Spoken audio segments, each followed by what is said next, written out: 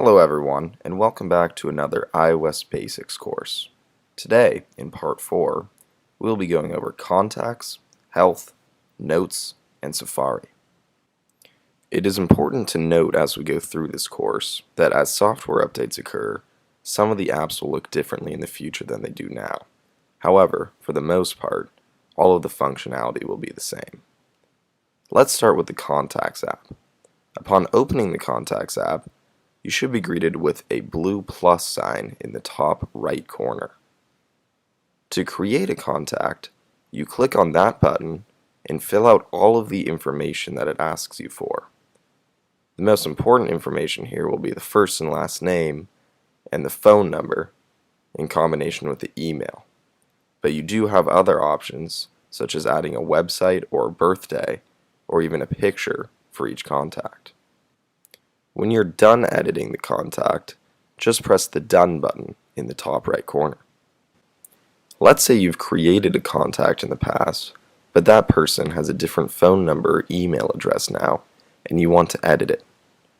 All you have to do is go to that original contact that you created and press the Edit button that should be located in the top right corner. This will bring you to a screen similar to the one that we saw when we were creating a contact, where all of those fields of information will be editable once again.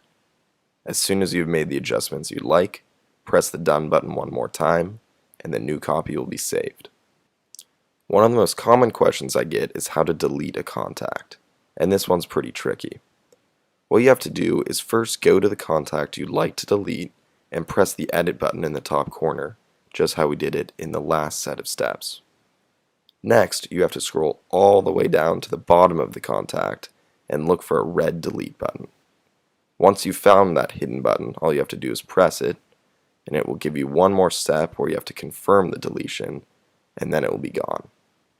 The last section we'll look at with contacts is how to add one as a favorite. Favorites are helpful because they'll show up in your phone app as one of your favorites, which will allow you to call or text them much quicker than any of your other contacts. In order to add a favorite from the Contacts app, all you have to do is navigate to the contact in question, scroll down to the bottom, and press where it says Add to Favorites. Next, we will look at the Health app, which I find to be one of the most underused apps on the phone. It should be noted at this point that this app is one of the ones who changed the most from a visual standpoint in the last software update. I will go through these slides but modify them slightly so they apply more to the current setup on phones.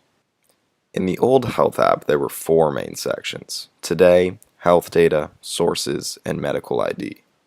Nowadays there are only 2 main sections that you'll see: Summary and Browse. In order to see the data that we would normally see on the Today and Health Data screen combined, all you have to do is click on Show All Health Data when you're on the Summary screen of the Health app. Once you click on Show All Health Data, you should see a variety of health data that your phone has been collecting in the background. This will include everything from steps to calories to, if you're using external devices, sleep and heart rate data. You can scroll through here, and clicking on any of them will give you a history of that activity for as long as you've been using your phone. Another way to see this same data is by going to Browse in the bottom right corner. This will give you another way to look at your sleep, your heart rate, body measurements, mindfulness, and other health data if you've been using external apps to collect it. Otherwise, you can just see your activity that your phone has been actively collecting for as long as you've been using it. What I believe to be the most important aspect of the Health app is called your Medical ID. This used to have its own dedicated section in the bottom right corner of the app, but now is hidden up in the top right in a circle that will either have your initials or your picture in it. If you click on that, you should be prompted to click on your Medical ID. Once clicking on your Medical ID, you should see a screen similar to our contact screen when we are creating a new contact, where there are many fields of information that you can fill out with everything from your height and weight to the medication and ailments that you have. I highly encourage everyone to fill out this Medical ID. because if you were in a car accident or some other emergency and medical personnel needed to access information about you, they can pull this information straight off of your phone without needing your passcode. This has saved lives in the past, so I highly recommend everyone completes it. Next, let's move on to the Notes app. When you open up the Notes app, you should be greeted with a screen similar to this one, or if not, a screen with many different notes listed out. Regardless of which screen you're on, you should see a button in the very bottom right corner that looks like a pad with a pen. This is called the Compose button, and by pressing on this, you'll be able to start to compose your first note. To begin adding content to your note, click anywhere in the white blank middle part of the screen. This should bring up the keyboard along with several other features. From here, you have the ability to just add regular text by typing in with the keyboard, or add special functions by using the icons that are directly above the keyboard. The first option will allow you to add a table, such as the one you can see in the middle of the screen now. This could be useful for organizing things in a very specific way. Next to that icon, you'll see an uppercase A with a lowercase a next to it. This is how you can change the formatting of your text. For instance, you could change the font size or make it bold or italicized. The next icon next to that looks like a check mark with a circle around it. This allows you to add a checklist, which can be great for a shopping list or a to-do list. Next to that, you'll see a plus icon.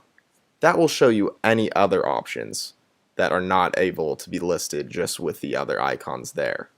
Some of these options are adding a scanned document, which can be very helpful if, for instance, you need to send a digital copy of a paper document that you have. The last option looks like a pen with a circle around it, and this is how you can add a sketch. When you press on the sketch button from the previous screen, you'll be greeted with a screen similar to this, with many different writing utensils along the bottom. These give you different thicknesses and opacities that you can do different types of writing with. In order to write anything, simply click on the writing utensil you want and use your finger to draw out whatever it is that you feel like drawing. On the screen, you can see I used all the different types of writing utensils to write out a test. You can see that they have different thicknesses and opacities to choose from. Along with those, you'll see the eraser. Next to the eraser, you will see a pen that allows you to cut and move any of the illustrations you've made. And you also have the option to change the color by clicking on the black dot on the furthest right option. Perhaps the most complicated part of the Notes app is the Folders screen. To navigate to this screen, simply press the back button in the top left corner as many times as you can. Once you're here, you'll see the different levels of organization that the Notes app allows you to have. You can see on mine, I have several different folders underneath iCloud, as well as a folder underneath Gmail and on my phone. Most of you will at least have the iCloud and on my phone options on this screen. For the most part, you'll want to keep your notes in the iCloud section, because that will not only back them up, but also give you access to them on all of your different devices. Now, it's not necessary to have folders.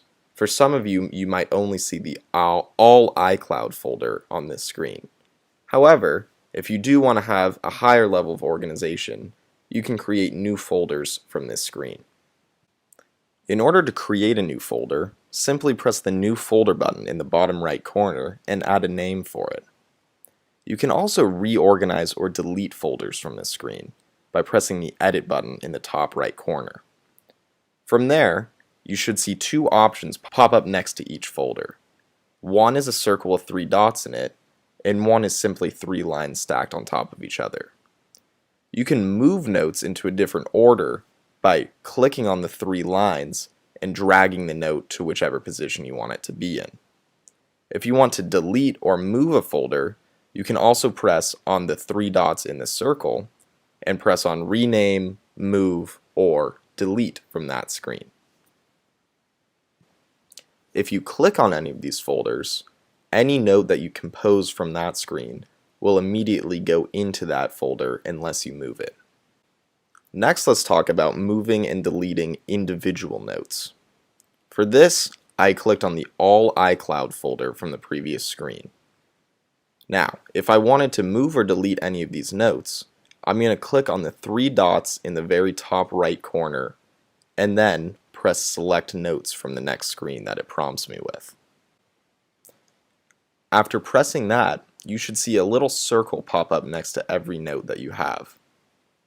In order to select the note, simply press on that circle and you'll notice that it turns to a yellow check mark. From there, you'll see two options on the bottom of the screen, Delete and Move To. Pressing on Move To will allow you to move that note to a different folder, and pressing Delete will allow you to remove it from your entire Notes account. Please keep in mind that deleting a note from your iCloud folder will delete it across all of your devices that you're signed into your Apple ID with. So do be careful with the Delete Notes option. Finally, let's talk about our last app, Safari. In order to start a Safari search, you normally want to be on a new tab. If you open up your Safari and it looks like anything different than the screen that you're seeing on the slide right now, press on the two overlapping squares in the bottom corner. This should bring you to a screen that looks like this. From there, press the plus button in the middle to get started with a new tab. Once you have a new tab, click where it says Search in the top bar. From here, you can enter a variety of things. You can enter in the actual website with the www.google.com, or you could search in a query such as Apple or koala bears. Any of those will put it through the Google search engine and come up with varying but normally useful results. Once you've completed your search, you can look through the results that Google will give you. The one thing you want to avoid is clicking on ads at this point, because those are designed to trick you into clicking on websites that you don't want normally. In order to see which website is an ad, look directly to the right of the blue lettering. There should be an ad button for the first two or three, and those should be distinguished by Google. Every time you search, you want to skip past all of the ads, and then normally click on the first result below it. If the website you just searched for is one that you think you'll be using frequently, sometimes it's helpful to add it as a favorite. Favorites are all the websites that will show up when you go to a new tab screen, and will allow you to navigate to that site without typing in its URL or query. In order to add the website that you just searched for as a favorite, simply press the export button, which looks like a little square with a line coming out of the top, and then press Add to Favorites from the menu that pops up. That website will now show up whenever you create a new tab screen. It's important to know that whenever you're using Safari, it's collecting data about your search history. This is useful as it will allow it to give you better suggestions for which websites it thinks you might want to go to. But there are some situations where you don't want your phone to have all of that data. You can clear your search history at any time by going to the book icon in the bottom and then clicking on the clock towards the top of the next screen and pressing Clear in the bottom right corner from this screen. This will clear all of the data that your phone has saved about you, but as soon as you exit from the screen and make a new search, it will start collecting the data again. There is one other option for it to not collect data from you for just a period of time, and that's private browsing mode. If you navigate back to the screen where you create a new tab by pressing on the two overlapping squares in the bottom corner, you will see an option for private browsing in the bottom left corner.